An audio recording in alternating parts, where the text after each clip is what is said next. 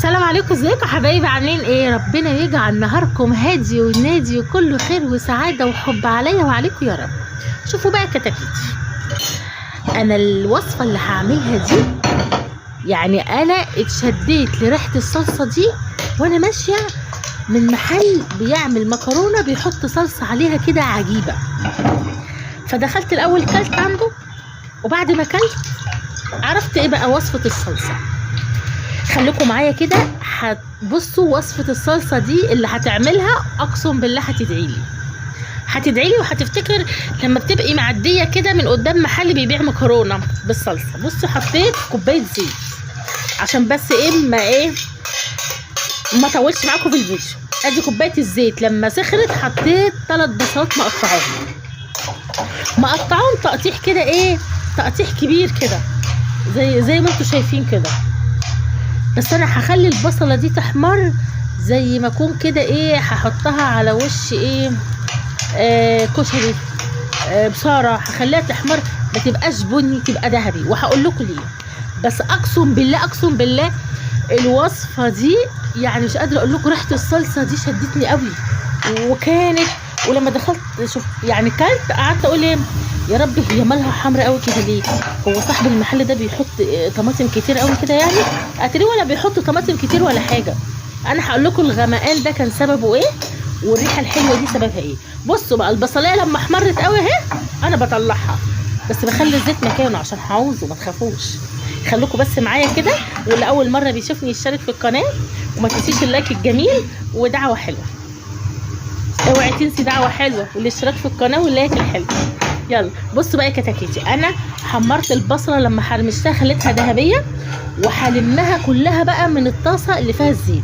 على فكره الوصفه بتاعت الصلصه دي بتتعمل بالزيت، ما بتحطش فيها سمنه، عشان بس اللي لسه كده لسه ما عملتش اكلها ومش عارفه تعمل اكل ايه النهارده. لو عملت الوصفه دي هتدعيلي، انا متاكده، واحنا في ايام مفترجه.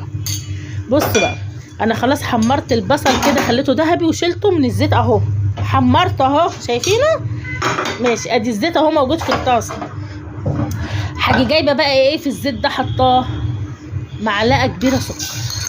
هتقولي ايه ده؟ في حد يحط سكر على الزيت؟ اقول لك يا ستي اصبري بس انت هتشيلي حاجه، ما تخافيش، مش هتبقى مسكره الصلصه، ما تخافيش. انا هحط المعلقه دي واقعد بقى اقلب فيها كده بسرعه. على فكره بصوا، انا كنت ناسيه فتفوته بصلايه، شايفين اهي فتفوته بصلايه، لازم اشيلها عشان ما تتفحمش كده وتبقى منظرها مقرف. لو مؤاخذه بقى، معلش بقى في اللفظ اللي انا بتكلم بطبيعتي. يلا بصوا، هقعد اقلب بقى السكر كده عشان خاطر ما يكلكعش. خدي بالك، لان انت لو حطيتيه كده وسبتيه قلتي هيسيح مع السخونيه هيكلكع، وترجعي بدل ما تدعي لي تدعي عليا. لا، اقعدي بقى كده قلبي كده لحد لما يفك ويتكرمل. معلش هي هتاخد يعني دقيقتين 3 كده منك، بس هتنبهري بقى بالطعم واللون الغامق بتاع الصلصه. انا متاكده ان انت هتدعيلي، انا متاكده. خليكم بس كده معايا للاخر وانت هتشوفي طبق مكرونه بالصلصه تحفه. بصوا اهو ساحت اهو، بصوا السكر اهو اتكرمل اهو، بقى لونه كده بني.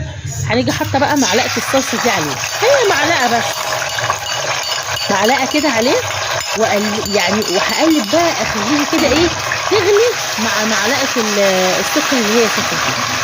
بصوا اخليها تغلي كده في الزيت.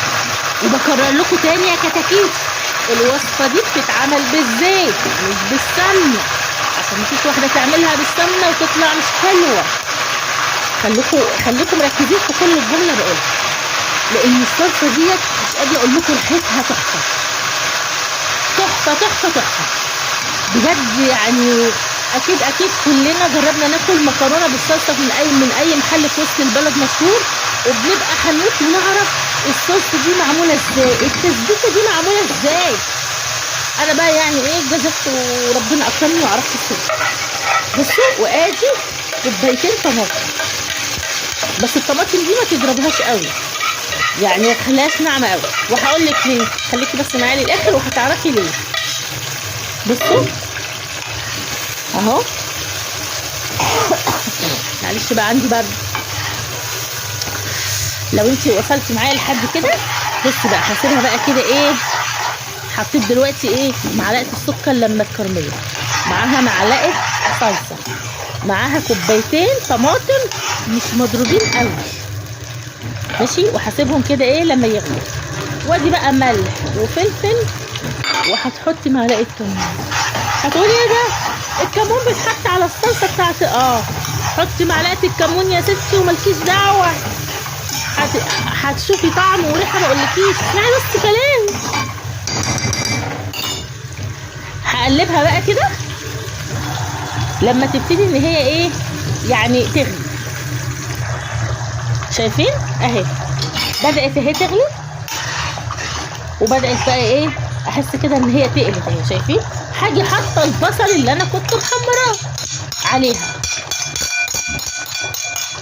شايف؟ وانا هنزل واقعد بقى اقلب بقى كده لما ايه بقى، لما كده يا كتاكيتي تتسبك كده، احس كده يا كتاكيتي ان هي الريحه هتخليكي تمسكي كده المعلقه وتقعدي تاكلي الصلصه دي حاجه. شايفين البصل كده؟ هسيبها بقى لما تتسبك كده والبصل ده كده يدوب بقى، يدوب كده في التقليه كده، وهتشوفي بقى الريحه الحلوه. وهي التوابل بتاعتها ملح فلفل كمون. للناس اللي هتستغرب من الكمون، لا حطي الكمون ومالكيش دعوه، هتدعي لي بقى. هسيبها بقى كده تغلي لما تتسبك اهي. بصوا اتسبكت وبقت، بصوا الريحه ما اقولكوش وتقيله. بصوا عامله، ولعلمكم الصلصه دي لازم تبقى كده، لازم تبقى تقيله كده، ماشي. وهي بقى بتتسبك كده.